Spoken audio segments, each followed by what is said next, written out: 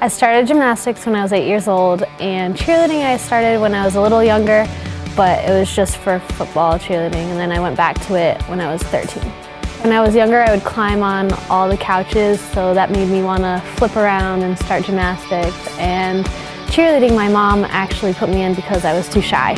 I definitely sacrificed going out and staying with my friends on weekends. It's mostly just doing my work, getting everything done. My name's Casey, and I've been competing for Syracuse for 2 years and doing gymnastics for over 10 years.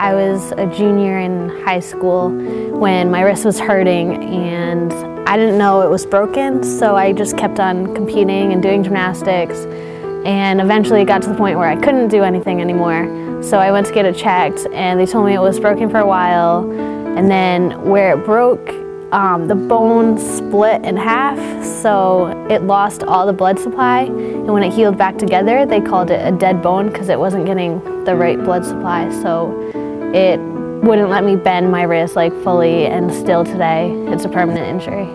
The doctor told me that I could never do gymnastics again, that I need to find a sport that doesn't require my hands, and I was devastated. It was for the entire summer that I was completely out. I went back to cheerleading first because it was just tumbling. I taught myself how to tumble with one hand rather than two, and started into gymnastics slowly after that. Probably about a year it took me to completely get all my skills. I mean, I'm still working today to get all my skills back, but to get back in shape and on the right track, it took about a year. On vault, I am not allowed to bend my wrist, and so the rule is if you don't use two hands on vault, it's voided, you get a 0. So I need to put two hands on the vault, so I use my knuckles, so I put my fist down in one hand, so I have to push off that way. I still have pain today. Bars is a big struggle. I wear a wrist brace so it keeps it stiff, on beam and vault and floor, and that helps. I've coached gymnastics for probably 40 years. I've been here at SU for 10. I've known Casey for probably 2.5 years. Casey is a phenomenon. Just the way she tumbles with one arm and what she does and her dedication, it's pretty amazing. Oh, I think everyone reacts after seeing Casey the same way. They're amazed, they're surprised with what she's doing. They're surprised she can do as much as she can do, and I'm surprised. I think everyone would be. You can be upset and still do gymnastics, and it will make you feel so much better.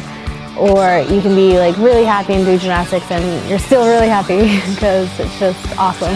I have a lot of goals actually, just new skills. I see a lot of new skills from different people, and I'm I want to do that, I want to do that. And it takes a lot longer to train, but it's worth it. It's just all an experience, you have to go through it. It's still going on today. You can never learn everything. There's always more.